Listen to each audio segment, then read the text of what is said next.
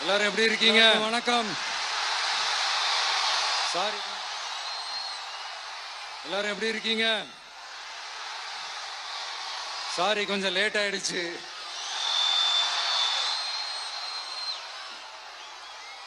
திருச்சியில காலையில பேசினப்போ அங்க ஒரு மைக் ப்ராப்ளம் இருந்தது. அதனால அங்க பேசினதுல ஒரு சில விஷயங்களை இங்க நான் திரும்ப ரிப்பீட் பண்றேன்.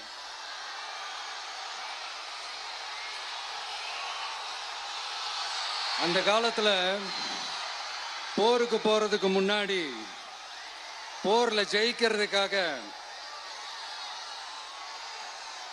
குலதெய்வம் கோயிலுக்கு போய் சாமியை கும்பிட்டு தான் போருக்கு போவாங்களாம்.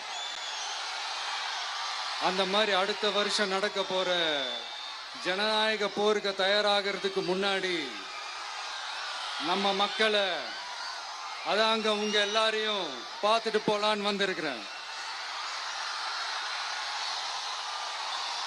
இங்க என்ன பார்க்க வந்திருக்கிற என்னுடைய அம்மாக்கள், அக்கா தங்கைகள், அண்ணன் தம்பிகள், நண்பர்கள், நண்பிகள், உங்க எல்லாரையும் பார்க்கும்போது மனசுக்குள்ள ஒன்னே ஒண்ணுதான் தோணுது.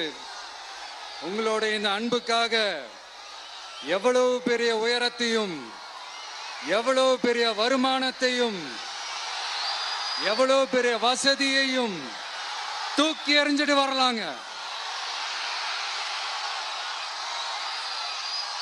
உங்களோட இந்த அன்பை விட, இந்த பாசத்தை விட, உங்களை விட எனக்கு இந்த உலகத்துல வேற எதுவுமே பெருசா தெரியல.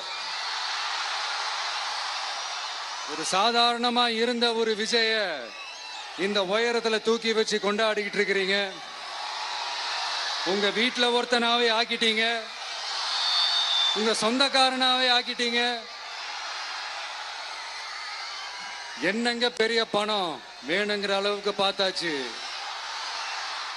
அரசியலுக்கு வந்துதான் நான் பணம் சம்பாதிக்கணுமா என்ன? அதுக்கு கொஞ்சம் கூட அவசியமே இல்லை. எனக்கு எல்லாத்தையும் எல்லாமும் கொடுத்த உங்களுக்காக உழைக்கிறத தவிர எனக்கு வேற எந்த எண்ணமும் எந்த வேலையும் இல்லை.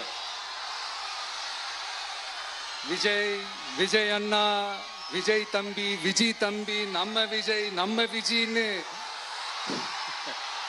என்னடா இந்த விஜய் தனியாளா இருப்பான்னு பார்த்தா எப்ப பாரு மக்கள் கடலோட மக்கள் கடலாவே இருக்கிறானேன்ட்டு இந்த எதிரிகளுக்கெல்லாம் தெரிஞ்சவன நம்மளை பத்தி கண்ணாபின்னான்னு பேச ஆரம்பிச்சிருக்கிறாங்க.